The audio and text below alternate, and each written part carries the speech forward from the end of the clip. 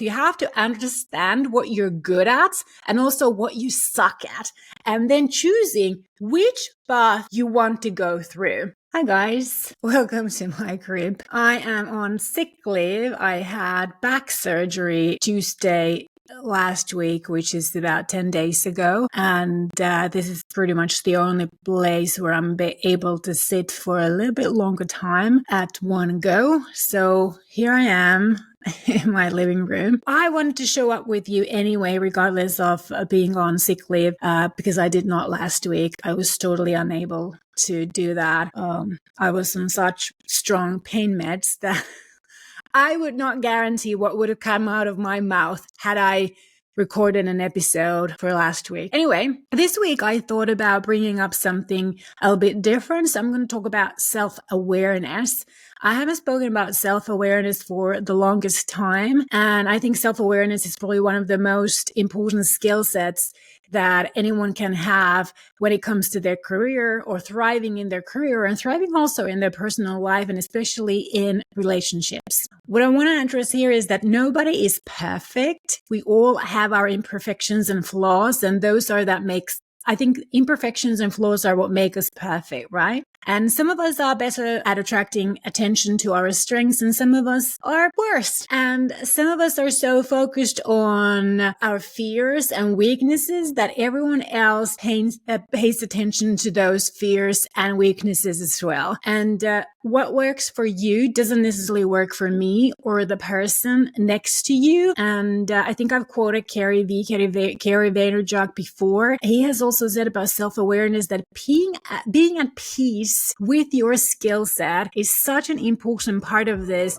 part of you, part of your self-awareness, and all your shortcomings are there for a reason. So hi guys, welcome back to this episode of Building the Modern Employer Brand podcast. My name is Susanna Rantanen, and as one of the world's top employer branding experts and influencers, I invite you to this weekly dose of modernized employer branding, education, and inspiration. If this is your first time listening to this podcast, I am so happy that you're here, and you are so welcome to join us in exploring what the world of modern employer branding has to offer. Pride myself to being ahead of everything that has to do with building a modern employer brand in this world, as long as my brain works. So I want to keep you updated and help you succeed in whatever you do in employer branding, and also in your career in employer branding. So if that resonates with you, make sure you subscribe to this podcast,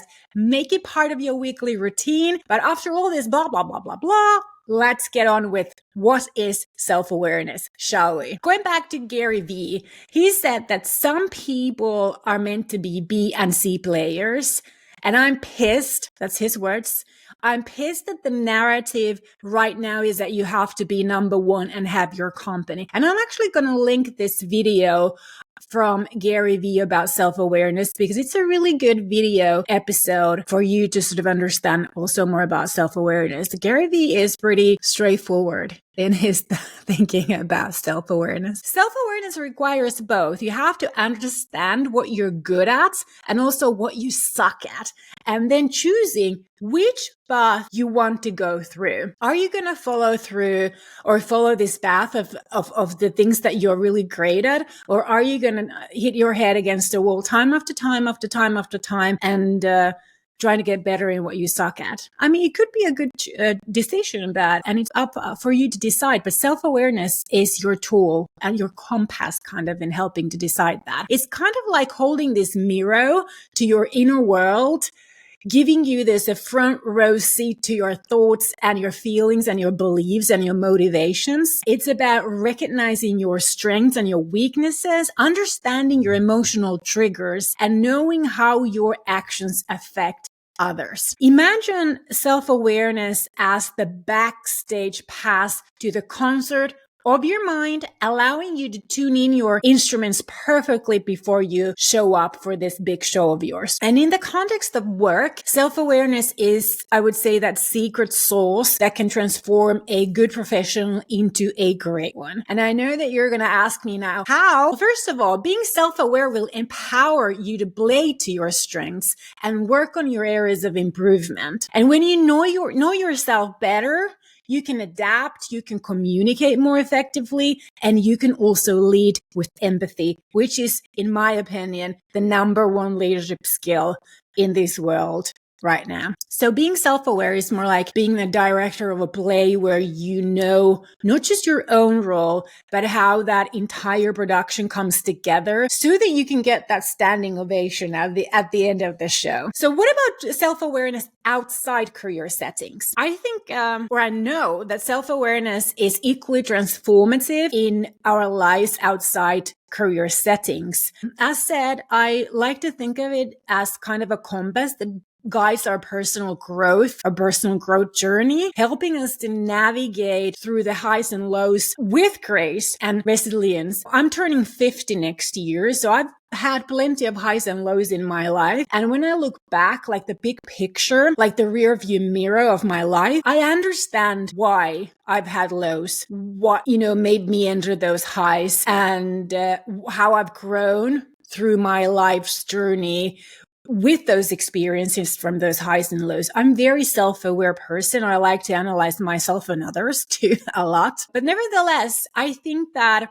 when you understand your own emotions, you can create this deeper connection also with others. That helps you to make your life's journey, I think, richer and more fulfilling. You're not so sensitive to other people's emotions because you can kind of separate your own self from those. When I was younger, I was really easily influenced by the emotions of others, like what was the sort of the vibe of the room. And I would, if let's say a colleague came to the same office room and were in a bad mood, I would easily think that I had done something that made them, put them in that bad mood. So as I've grown, I've been able to, and through self-awareness, I've been able to sort of not distract, but what's the word? Like take myself away from that and evaluate people like separate from myself and not like think everything bad that happens around me is my fault. Because I was that way before. So why is self-awareness such an important asset? I think it's so important because it's kind of a key that unlocks your potential in every aspect of life. It's about knowing your own script by heart, allowing you to improvise brilliantly in this ever-changing play of work and life. And I think that when we're more self-aware, it helps us make better decisions. It helps us improve our relationships, understand other people better, and have this deeper sense of fulfillment. Because it's not just about seeing yourself clearly, but it's seeing others more clearly and also shaping yourself intentionally. And I found this to be a really important key set.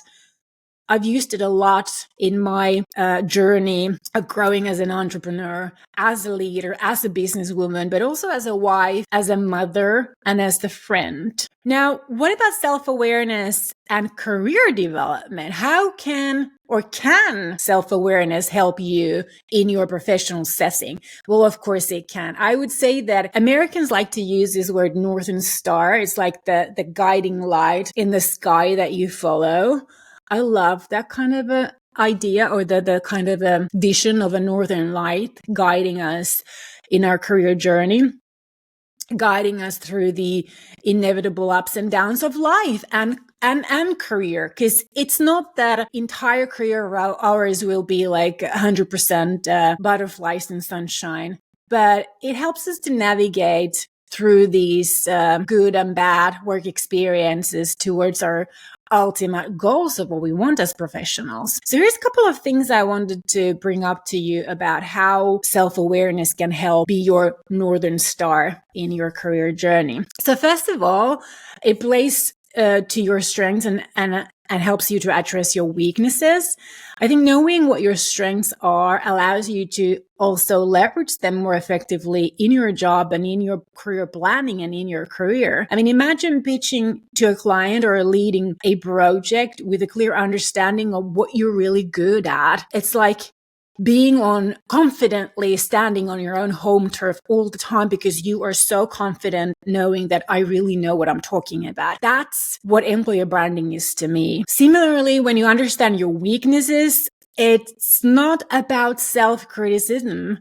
It's about self-improvement. It allows us to seek opportunities to grow or find ways to either improve our weaknesses or then compensate those weaknesses with some of our strengths, turning potential pitfalls into more like stepping stones, I would say. Another thing that it helps us is to improve communication and relationships, because self-awareness really helps you to understand how you communicate and how others perceive your words and your actions. Being more self-aware makes you somewhat of an expert editor of your own words, your interactions, ensuring that your messages are super clear, your feedback becomes more constructive, and you become a better listener. And this in turn then fosters stronger work relationships, because I have to say that relationships are everything when it comes to career advancement. It's just the way it is. Another thing is that self-awareness enhances your decision making, because when you are a very self-aware person or self-aware leader of your own career, you can understand what drives your decision making process, what weaknesses you have that you need to compensate, and what do you need in order to make those decisions, also including biases and emotional influences. And these, my friend, are super important today in this world that is attempting to become increasingly inclusive. And this switched on clarity enables you to make those choices that are more in line with your life goals, with your aspirations and your values. Now, when I was a recruitment software entrepreneur and a recruitment consultancy owner, this was my first business, something that was called Hebo. Our business model was based on leading talents and employers together, matching them together based on shared values, behaviors, and mutual aspirations. And during those years, I invested a fair bit of my time into learning more about how to match people and, people based on values, aspirations, and behaviors in ways that brought up not just their past experiences and key learnings, but also their potential and their key growth motivators as job seekers. And that is when I discovered the importance of self-awareness, that self-awareness plays a central role when it comes to identifying who you really are and what your worth is in the labor market. I used to talk a lot about increasing your market value as a job seeker or as a professional during those years and during those times. The entire recruitment business, and I think the way that we seek jobs, is wired to look at the history and sum up things that sound the same, make sense, that are logical. But as soon as you ask someone to look outside the box and look at what one has achieved, I call this like stacked in their, what's stacked in their rucksacks. What are the contents of your rucksack and how much are they worth to you and to whom other are they worth something? And how can you leverage the contents of your rucksack? That's what I call as future potential. And being able to recognize those, clearly message those, and clearly pinpoint the value of what's in your rucksack, I think is really important in your career advancement in your career journey, and that requires self-awareness. And this is, I think, the area that not just most job seekers ignore, because it's kind of abstract. It's hard to pinpoint and hard to be a finger on it. But certainly most recruiters and employers also ignore this, especially younger recruiters who don't know how to deal with it because they they just don't have that life experience themselves to figure out, like, if you have this skill, where else can you use it apart from, where you used it before? So I think this is an area where so many people and organizations could really benefit from if they tapped in it. I need a moment because my dog wants to go out, and she's an old lady with a very tiny ladder. So either I will clean the floor soon, or then we're going to take a break. Okay, I'm back. She's back. No harm done. Nothing to clean. Anyway, what I was talking about is that being self-aware is like you have your map and your compass, even when the terrain gets tough, and you know still how to find your way, how to leverage what you have, what you are, who you are, and what you're made of for the greater good and for your own benefit. So that's what I think about it. I think self-awareness fuels also your professional growth at learning from experiences, because they can critically reflect on their actions and their outcomes and their behavior. And being able to reflect, I think, turns even the smallest task or interaction into a learning opportunity, because it helps you to propel you forward in your career. It's about being both the student and the teacher in this classroom of your professional life. And this I find super important, because how the world has changed for the better part of the last 2 decades means that we often have to take matters in our own hands because we might just know the most about it. I mean, I've been working in this domain for long enough to have seen the how the entire digital talent was born and has grown and developed. And especially when I was still working as a recruitment consultant, it was fun to talk to employers about their hiring needs. When they needed people, they kind of went in, oh, we need this person who has 10 years of such and such, but that thing hadn't even existed for 10 years. So there were such new things coming to the market that even employers and recruiters got completely confused about, like, how much experience can you really ask for something that hasn't really existed even for a long time. So when you're self-aware, you kind of understand what's possible and what's not possible. And I find that self-aware people also like to keep themselves educated and kind of stay ahead the curve, if you like, or this way, because the video is there. And because they are not able to get this information widely from others, they have to do the work, kind of take the matters in their own hands and do the work and make sure that they build up their knowledge in something that they feel very strong about and that feels like their own comfortable home turf that they're really good at. That's their strength. So I think that's one area where being self-aware helps you to grow professionally. Another thing is being self-aware helps to build your leadership skills. Leadership demands a deep understanding of oneself and one's impact on others.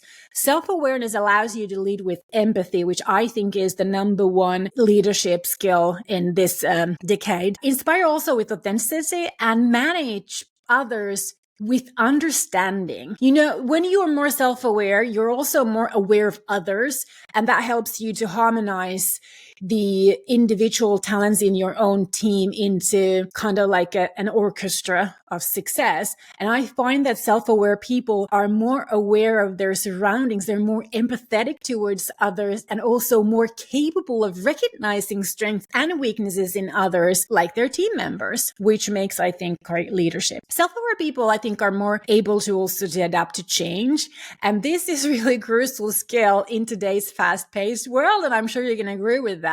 Self-awareness equips you with this emotional flexibility that you can handle change and uncertainty because you know what your strengths are and you can really lean onto those strengths in those times of uncertainty. It's about recognizing when it's time to hold your ground and when it's time to pivot, ensuring that you remain relevant and resilient no matter what the job market throws your way. This is something that as a self-aware person, I've really used as my strength, being able able to stay relevant and resilient, pivot new things and change as the domain has changed. Because the world, ever since I became an entrepreneur, I think the most fastest change in the history of humankind has taken place during the time that I have been an entrepreneur. Also, self-awareness attracts opportunities because with self-aware people really radiate this authenticity and confidence, and those qualities are really magnetic in professional world, drawing these opportunities towards you because people want to work with someone who knows who they are and where they want to go.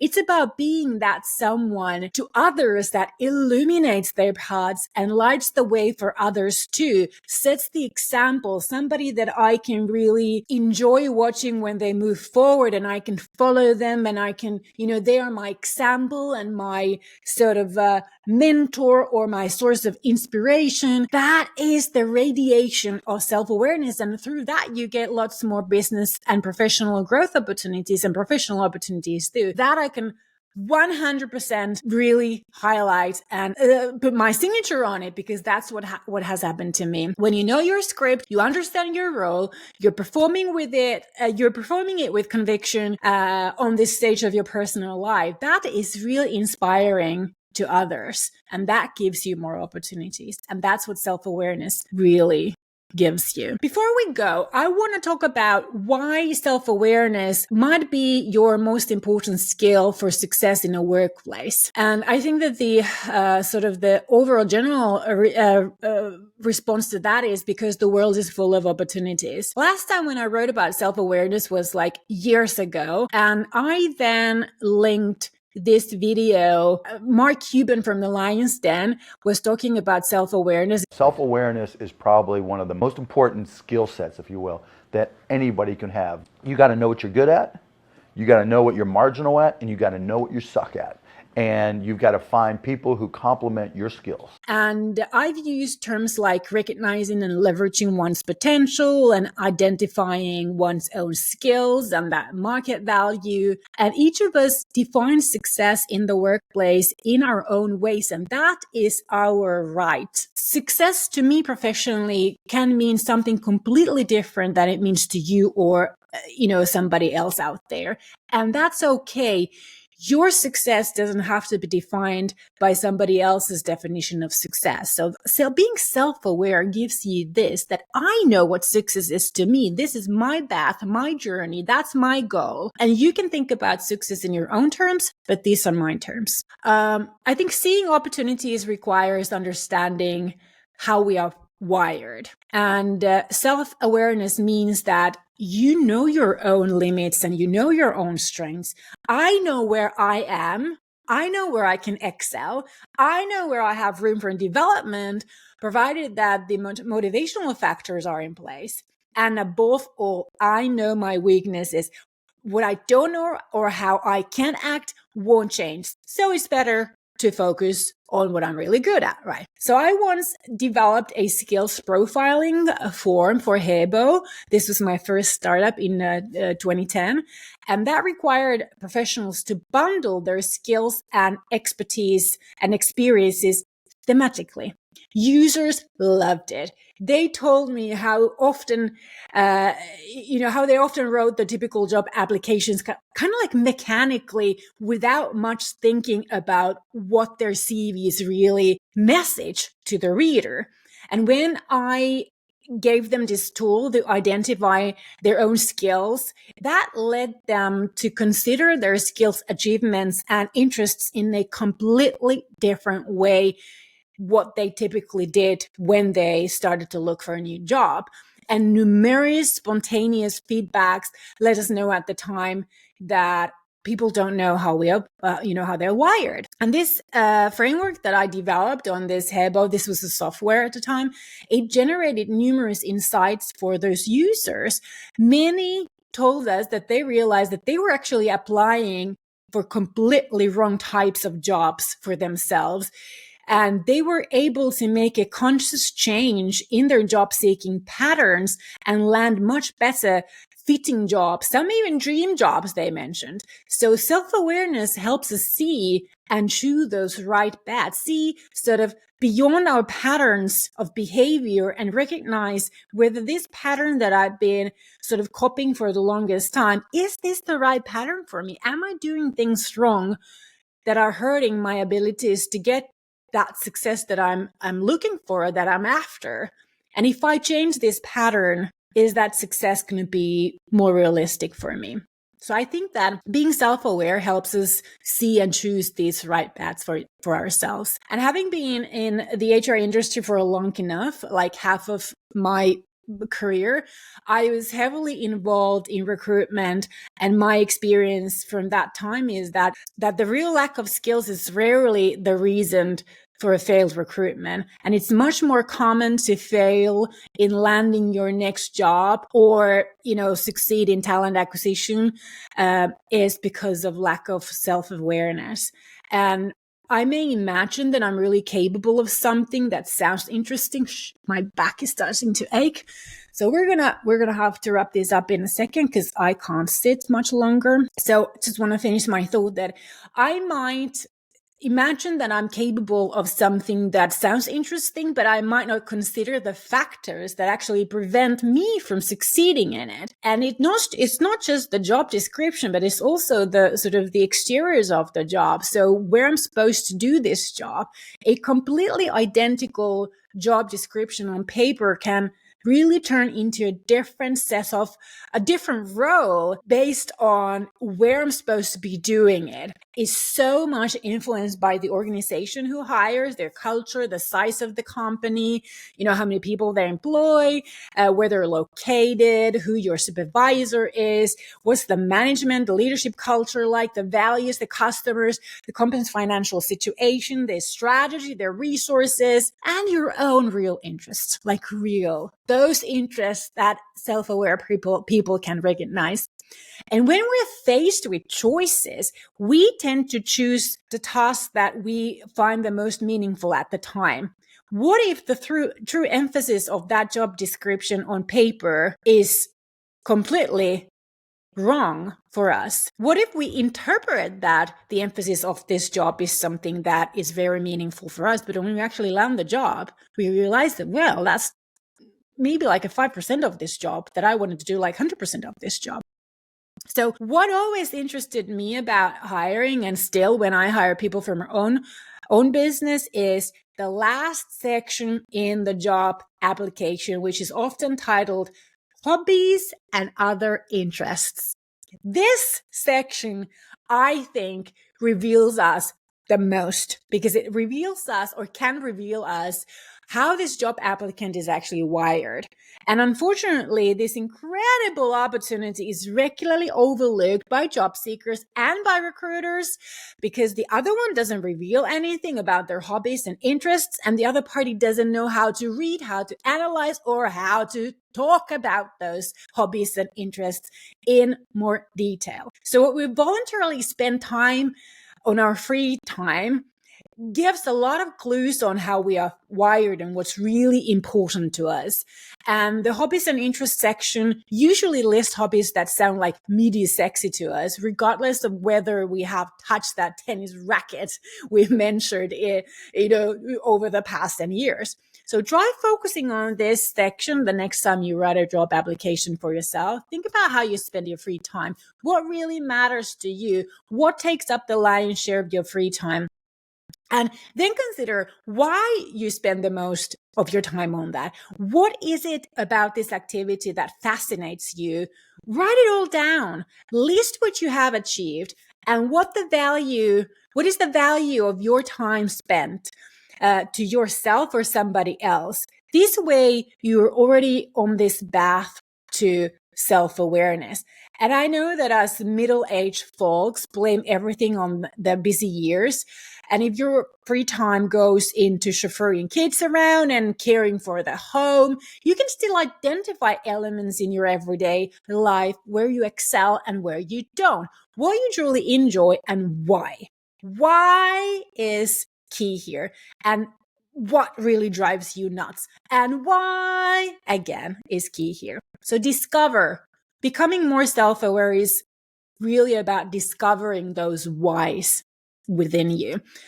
And I think parents who build careers and shuffle everything at home and at work at the same time are not just nearly burnt out, but they are the people who get my most admiration in work life. They're likely to be massively excellent in time management, have exceptional organizational approach and management skills, are probably also quite innovative and rich in ideas, probably very flexible and able to adjust to changing situations.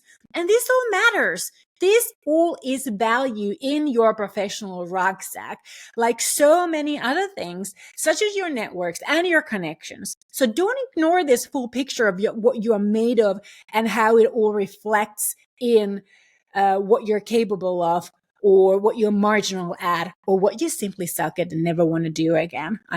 I have plenty of those that I never want to do again. And as an entrepreneur, I make sure that I have to. That's what being self-aware really is. The more self-aware you are, the more empowered you become. And that, my friend, is the key that unlocks the door to more aspirational and authentic self and life. You know what? Making this episode brought back all those memories and conversations I had with so many job seekers over 10 years ago during those HEBO years. And I might just want to bring this side up and see how I could help you develop your self-awareness. So hit me with a DM on LinkedIn, Instagram, or email me directly at Susanna, SUSANNA at emine, EMINE.fi.